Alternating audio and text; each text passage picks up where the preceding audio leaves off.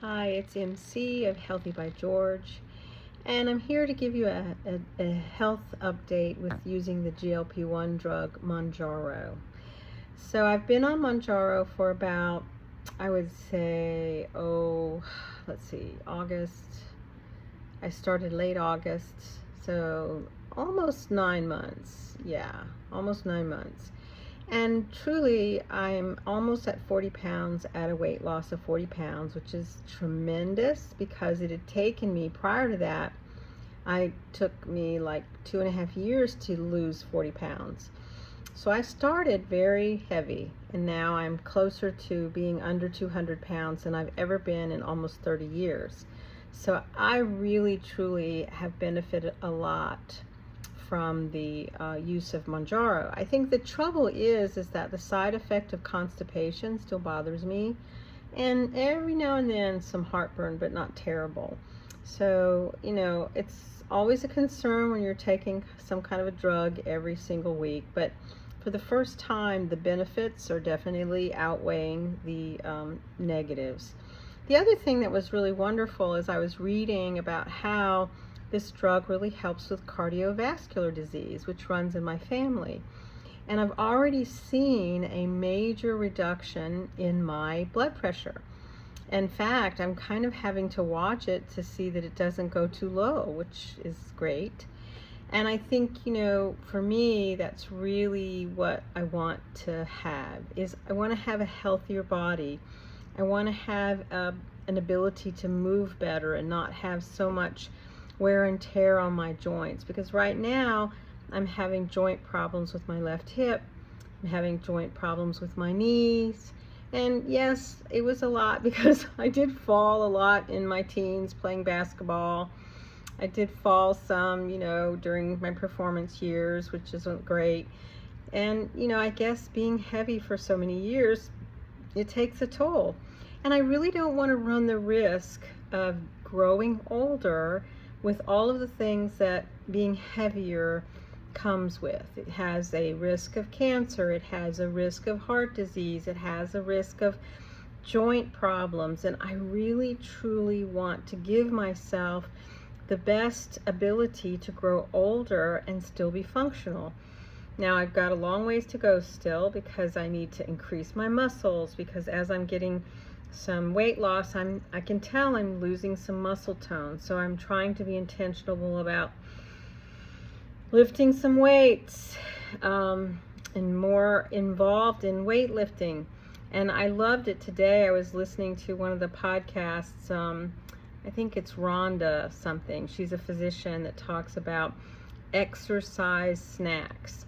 I think I can do that. I can make my exercise a snack. She was talking about how you can get up and for 1 to 3 minutes do something, anything that'll get your heart rate up. And the heart rate just needs to be like somewhere 100 and something, I forget. So it's 220 beats minus your age gets to the heart rate that you need to be at. So I'm going to try that this week. I'm going to try snacking on exercise. I think that's going to be a great way for me to potentially be better at exercising, because right now I struggle a lot. And I'm excited, although I am kind of worried too. I was able to get the 5 milligrams after a month of having to be on the low dose. It was not great. I was maintaining. I didn't lose any additional weight when I was on the lower dose. I got back on the 5 milligram and started making some progress. And I'm taking it extraordinarily slow. And I don't think that's a terrible thing. So I'm on the 5 milligrams now for the next month. It'll go through the end of May, beginning of June. And I'm hopeful. Now, I was hoping to be a little further along by June, but you know what? My feelings are, if I'm under 200 pounds by somewhere towards the end of the summer, hey, that's a big win for me. Because I don't think I've been under 200 pounds since I was in college, maybe, or even high school. I can't even remember. Because so many times we're really beat down sometimes by society and how They really are not very welcoming of people who have plus size bodies, period. I will never be someone who is a size 8 or 10. My sisters will, but not me. It's not my body. It's not, I struggle too much to try and go for that kind of goal. Now, maybe if things change with me, maybe exercising and doing more exercise snacks, that might become something that's more possible. But right now, I'm just taking it slow.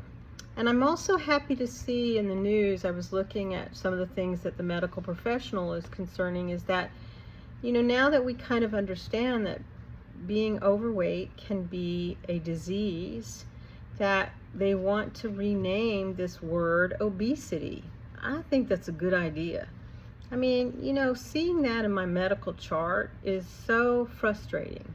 In fact, some of the things that were written in my medical chart is really disturbing at times, because I feel like in the past that was not a very helpful process of dealing with some of my medical professionals. They were very, I think, biased, perhaps, thinking that everything that happened to me was about my weight.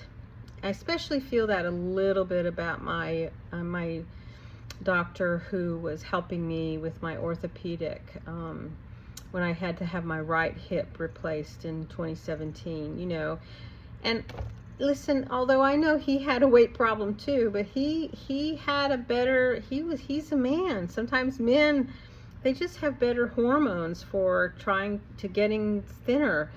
But I totally don't blame him. We all come with our own internal biases.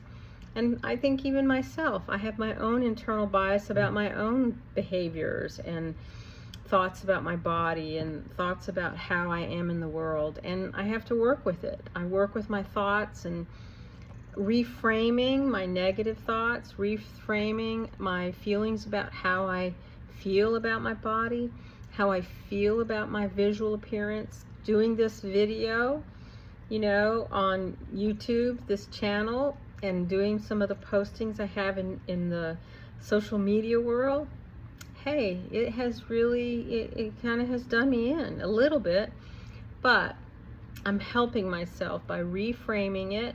I'm rethinking how my appearance is, and I'm embracing it, and I think that's a good idea. So, what are you struggling with when it comes to your appearance, or if you're a plus size person, or how you've been treated by the medical professional?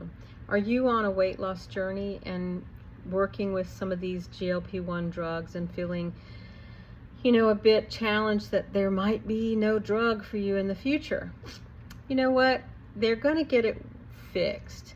And I think I don't need to get to the end of the weight loss journey.